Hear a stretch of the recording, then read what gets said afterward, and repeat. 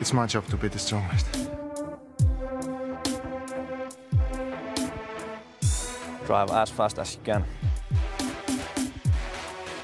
We're here to find a racing driver.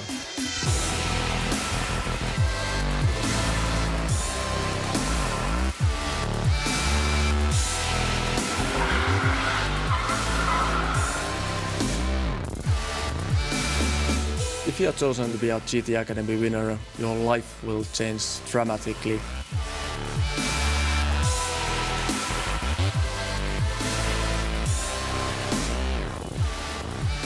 The essence of a great racing driver, you should be on the limit, not over it, not under it. You should be on the limit.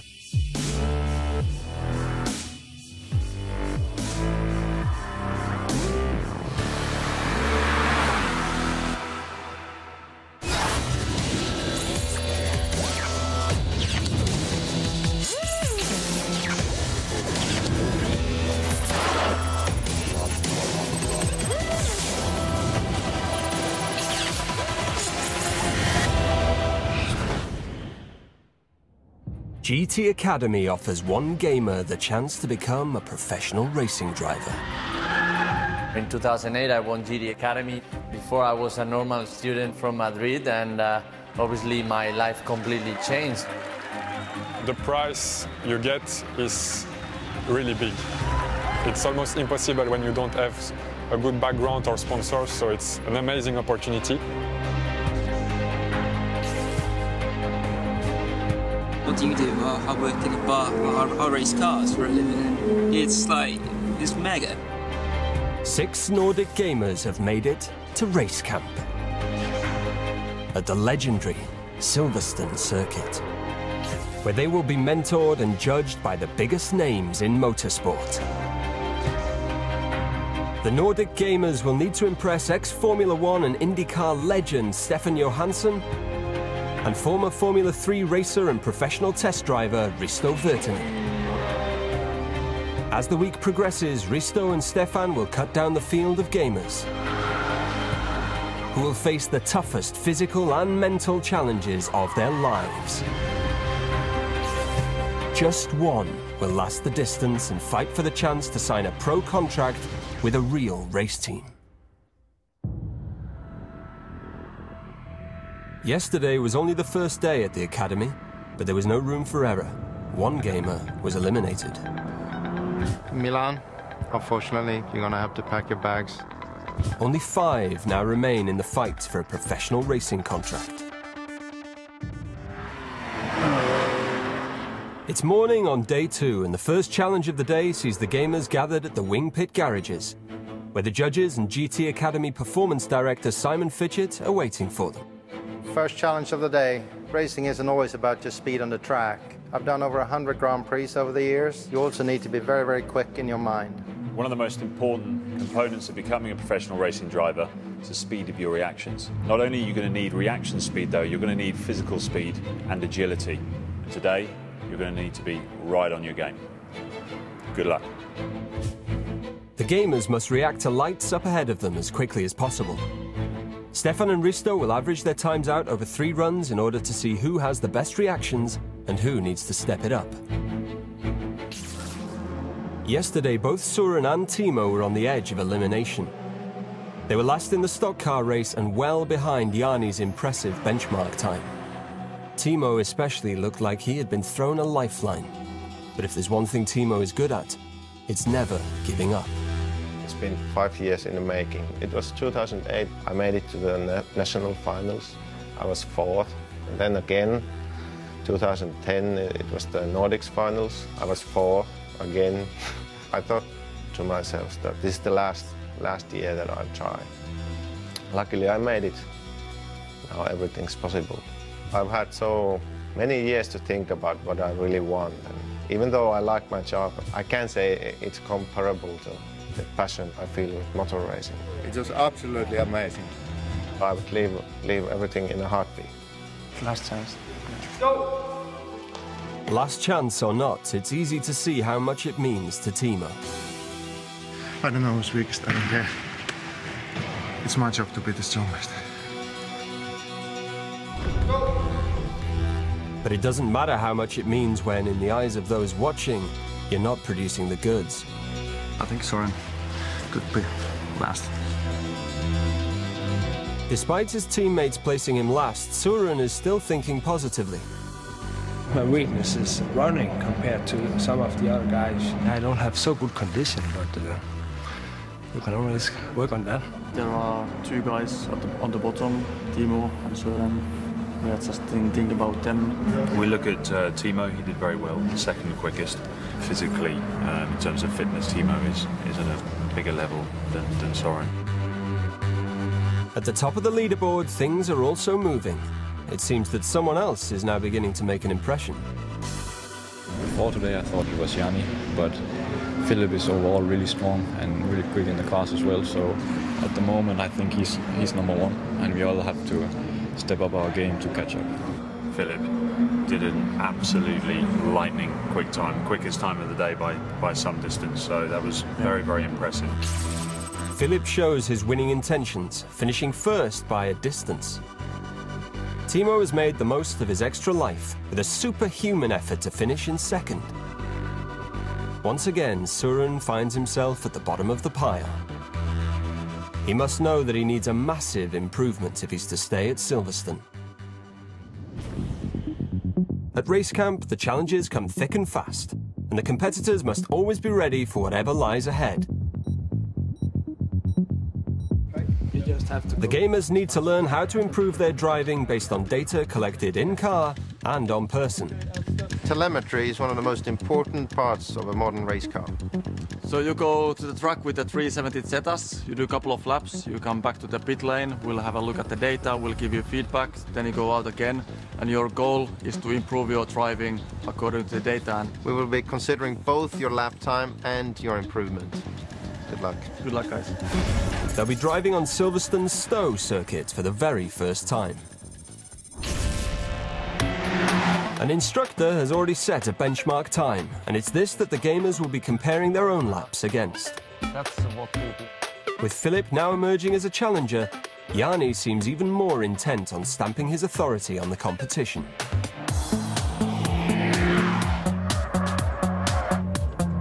And he doesn't waste any time. So your time is slightly quicker than the instructor benchmark lap, which is very good. I did really well. I beat the instructions time. This is what I've been waiting for, to drive as fast as you can. On his second run, Yanni improves his time with the aid of the data. But Risto and Stefan have seen more of the same character traits that worried Academy instructor Charlie in the benchmark challenge on day one.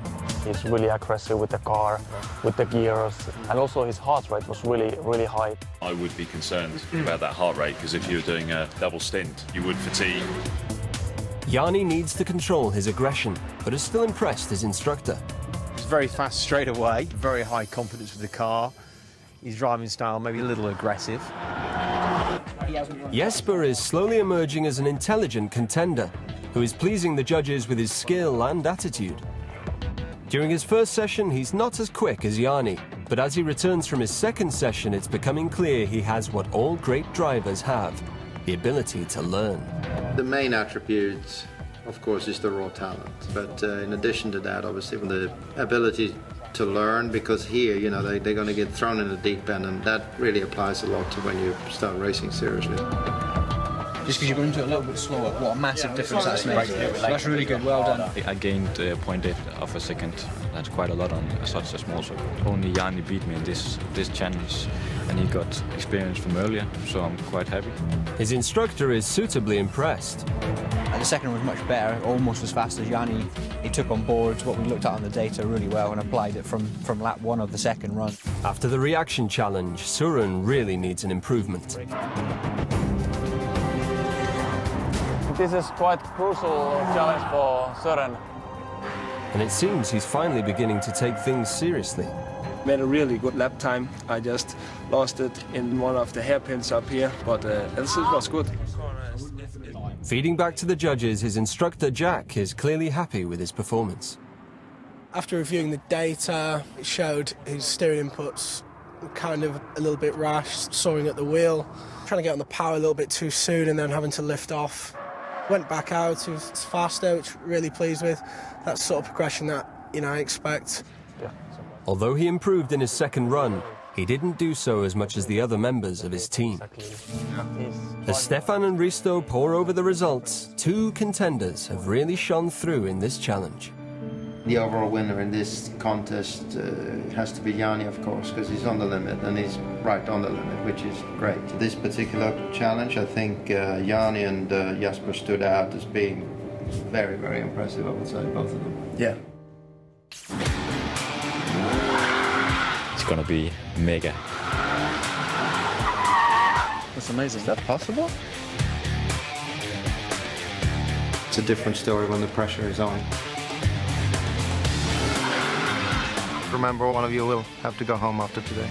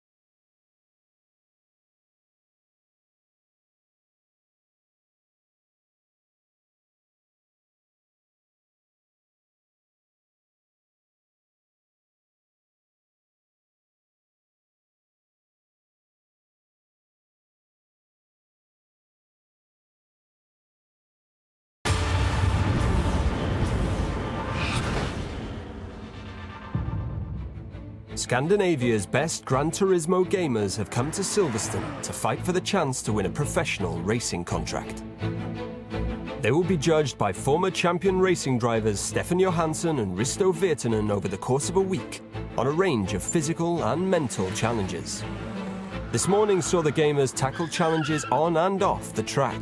This afternoon, they'll be undertaking a challenge that is off the charts.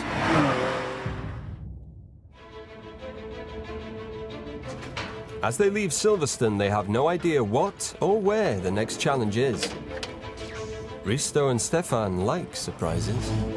Yeah, this place is amazing, huh? It's amazing.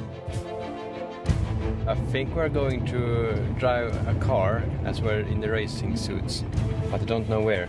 I'm sure that they don't expect things like this. No, the course is incredible. I mean, they're not going to know what hit them. It's like a military airbase or something. It's gonna be mega. Today we're at this amazing Cold War Air Force base. And today's challenge will be an auto assault course, and it's going to be all about car control. You're going to find a very challenging track. You need to do drifting. You're going to hangars where it's really dark. Outside it's sun shining, so it's difficult. And then you need to find also the braking points to the maximum, and we are looking for the perfect driver who can handle these all different conditions. Søren and Timo, we will keep an extra close eye on you. You finished on the bubble in the last elimination. We're hoping that you've improved. Remember, one of you will have to go home after today. The gamers will be guiding their cars around this old military base as quickly as possible, but without picking up too many time penalties.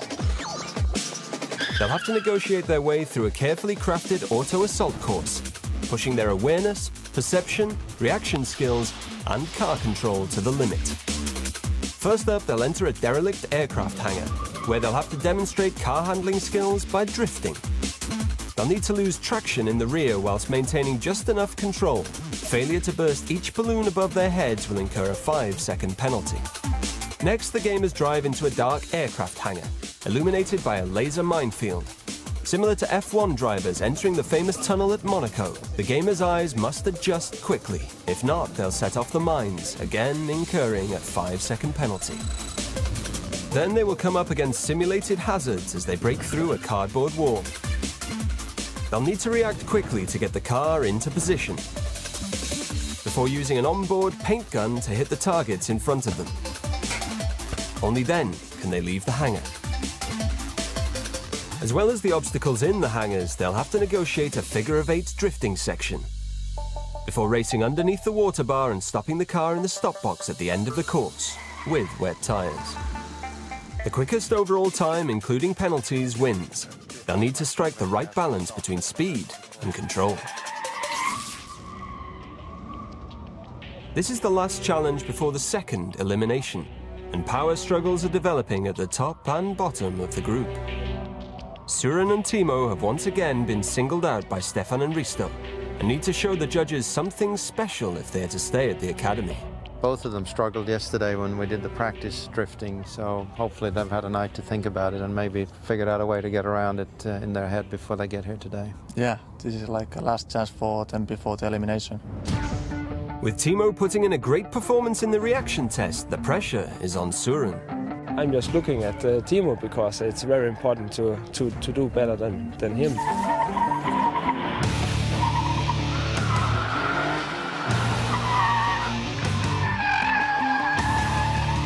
Søren gives it everything, but missing 3 balloons will cost him in time penalties. He's still his usual confident self, but perhaps the pressure is finally starting to tell. Yeah, I think it was okay.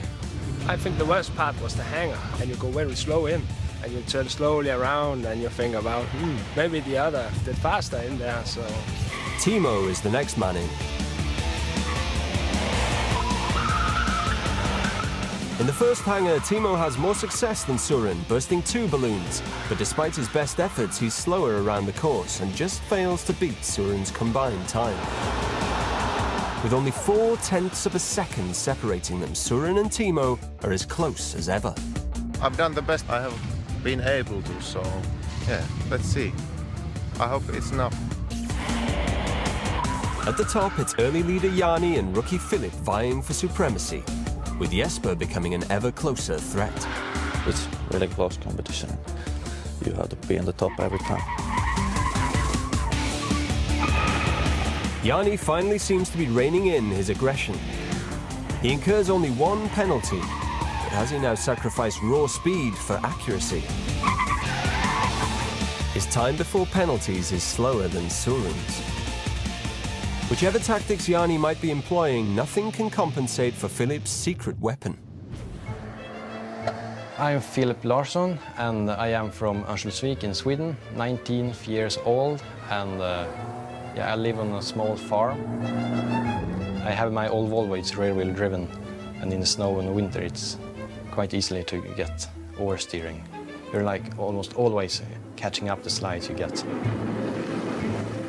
I clocked my Volvo once and it did 0 to 100 kilometers per hour in around 20 seconds. And I read that the new Nissan GT does the same in 2.7 seconds. It will be very amazing to drive. I've never been on the racetrack, so I don't know how I will perform. I just had the driving license for 1 year, so they said I was the true definition of virtual to reality. So that's cool. Filip might be young and inexperienced, but he knows Jani's his main competition, and he's determined to beat him. I need to be faster than him. I will show here on the track that I am faster, hopefully.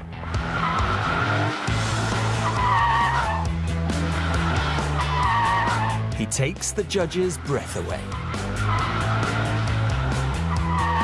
Although he misses 3 balloons and sets off a landmine, his speed is such that even with 20 seconds of penalties, he still finishes well ahead of everyone else. But I mean, I'm staggering how much quicker he was than the rest in just the overlap before the penalties. I can't. Nearly like 30 seconds. Everybody else was really cautious when they drove into the hangars and out of the hangars. Yeah. And he was on the gas before he even left the building. That's amazing. Is that possible?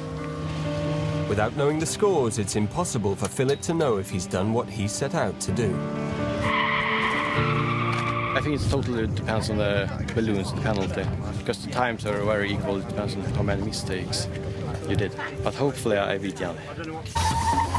Jesper is last to go, and after the telemetry challenge, he's now become a serious contender. Jesper stood out as being very, very impressive, I would say. It's really close, but I think I'm doing all right at the moment.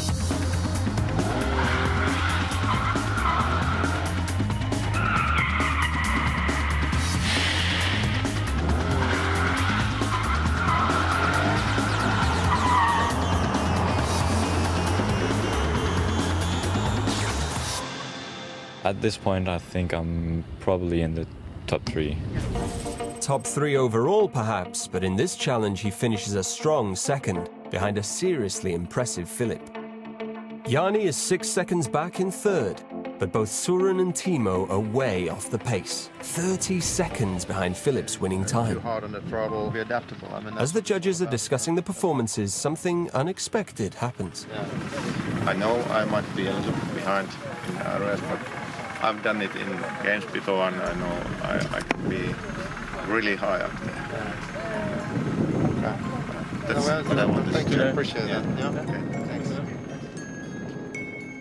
Timo came over, and I think he just wanted to get something off his chest. You know, I think he maybe felt after some of the comments that's been made and some of the, when we've just been talking to him, you know, sort of as a mentor, that he does, maybe he feels that we think that he's not motivated enough or wanted bad enough, and he just wanted to let us know that he does. You know, he's here for the right reasons.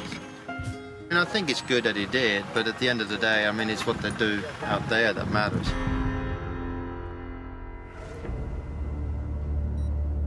As the elimination draws closer, the judges have gathered to discuss the fate of the drivers. Filip, I see there's a natural talent, raw speed. He's able to take it to the limit. I mean, he's on the limit, which is more impressive to me than car control almost, because he's really the one who's leaning on the car hard. And Jesper? I think he's got equal or maybe even better car control in a way, but he's much more cautious. Jani, I've been expecting more from him because he's got the experience from the Formula 4s. Whether it's bad habits, that's maybe somewhat of his problem. And then we got the same two guys on the bubble again, Søren and Timo. Both of them are having little problems with control of the car. They didn't do any time trials. I think that's you know, it's a different story when the pressure is on, you know, and they have to deliver a time. Armed with the name of the second competitor to leave race camp, Stefan and Risto go to find the gamers. Well, guys, it's elimination time again. You knew when the day started that unfortunately one of you would have to leave today.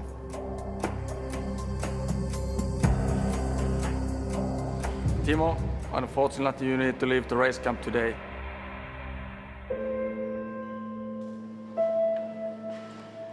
We were close.